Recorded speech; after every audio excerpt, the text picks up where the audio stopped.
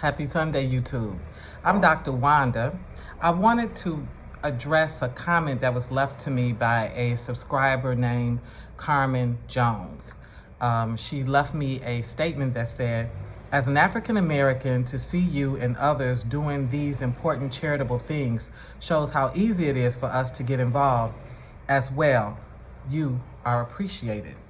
I thought that was a very, first of all, it touched my heart. I loved hearing that from another sister from the US. That's one. But the other thing is, yeah, getting involved, if you decide to travel to Africa, which they make it seem like it's one country, but it's actually 54 sovereign nations. 3 United States fits onto this continent if we actually was physically placing the United States onto the continent. So that means it's huge. So there's get in where you fit in. You most certainly don't have to come to Ghana. I've extended myself in Uganda and South Africa, and my favorite place is Tanzania.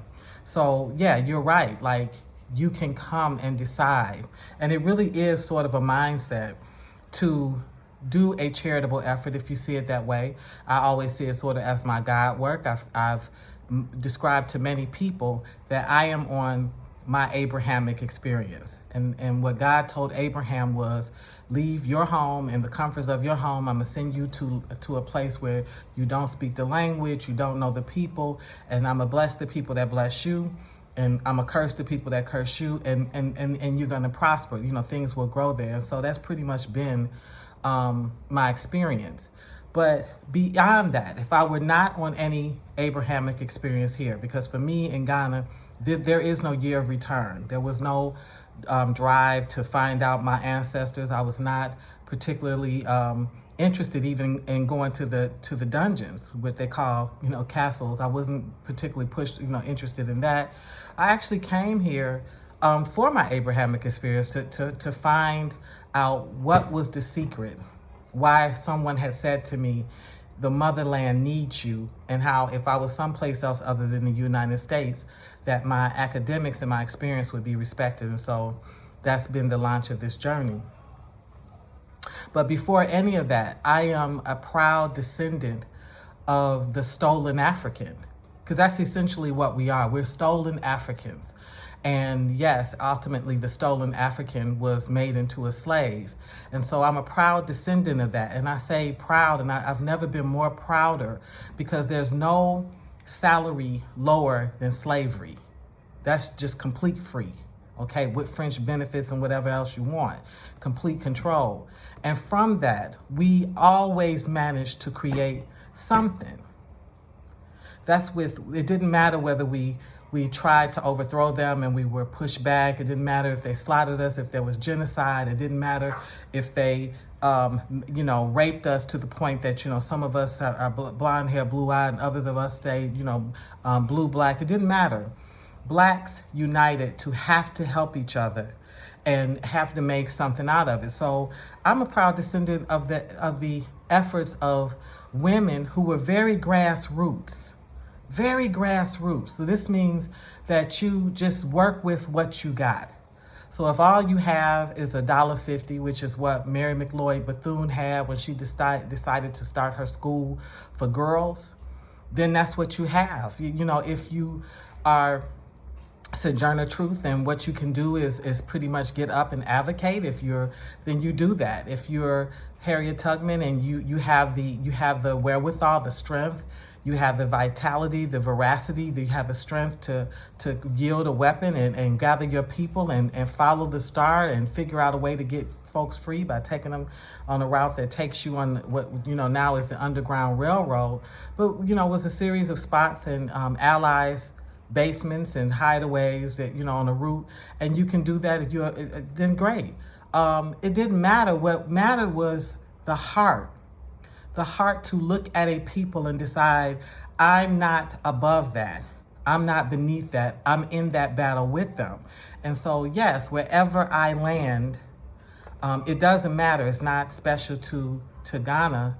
Wherever I land, what I do is I serve.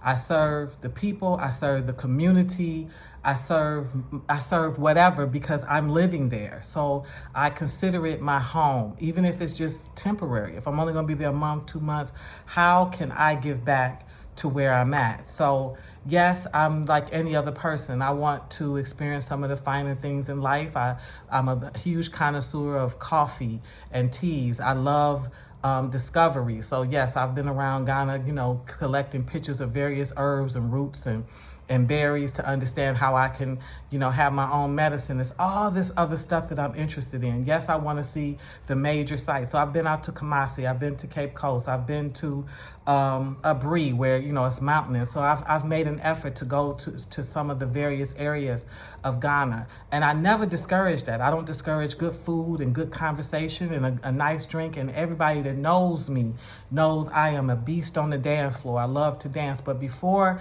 any of that matters, I always figure out a way to serve. So Carmen, you're right.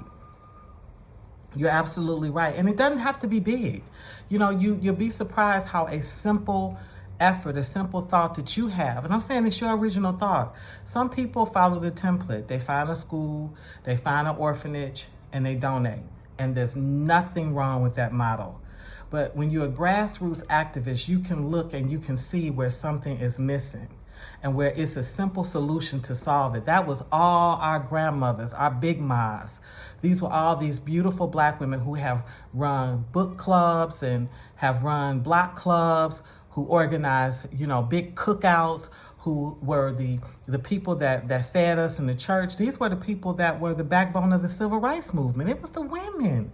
The women were the backbone of the civil rights movement. They was cooking. They was organizing the rides. They was washing clothes. They were doing a whole litany of things. They even kept bail money, kept money to get folks out of jail. They coordinated everything. So you know how to do it. So it's in my blood. The issue is, am I going to use the skill sets that my ancestors gave me in the motherland? And so I've decided, yes. I don't come to Africa and think Africa is supposed to be America. I don't come to Africa and get mad at Africa for its underdevelopment. I know why she's underdeveloped. The Europeans have done everything in their power to keep her underdeveloped. That's why all the leaders, 33 of them have been assassinated. Anybody that showed any real fortitude, forward thinking, was assassinated or removed, some sort of coup or something removed them off times, okay? So I know why she's underdeveloped. The issue is, and I say this to my daughter, what are you going to do? Who are you in the midst of it? And I've decided underdeveloped, overdeveloped, semi-developed, my role in the midst of it is to be a sister and brother and to be progressive and supportive. It is to serve.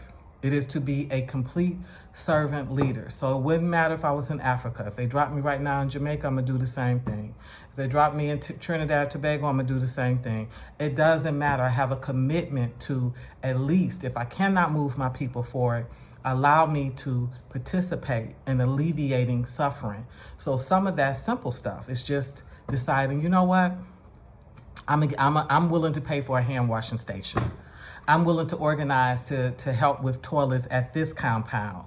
It's purchasing, it's hiring a seamstress to make cloth diapers, or helping keeping girls in school by giving them reusable pads. There's a whole litany of ways that we can get involved and help, and it doesn't cost a lot of money. Sometimes it costs no money, because if you have a strong enough network, you really can kind of get a lot of things.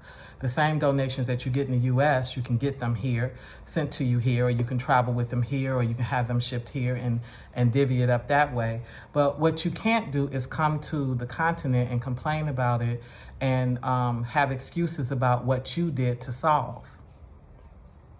We have to be solutions driven if we say that we really actually love the motherland. Now I see myself as her long lost daughter, stolen from her. And I finally was reunited with her, and I learned she was sick. So this is my mother, and I've learned that she's sick. And so I'm returning to my mother. I cannot completely heal my mother, but I can do a lot to make her days lighter and easier and smoother, and help assist with the other children who have returned the same way I have. So yes, Carmen Jones. Charitable efforts are important. There's nothing too small. There's no effort too small. And there's the only thing that's great, the only thing that stops anything is your mindset and excuses.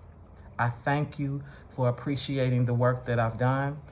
It is a drop in the bucket for work that others have done, and I hope to continue to stay humble in that and understand that, yeah, I've done my fair share, but there's so much more to do, and that really the greatest thing I can do is multiply my heart on that to get more and more and more and more people interested in doing their own charitable efforts, based off of their own finance and interest and network and within reason. Again, happy Sunday. I'm Dr. Wanda, and I plan on checking with you soon.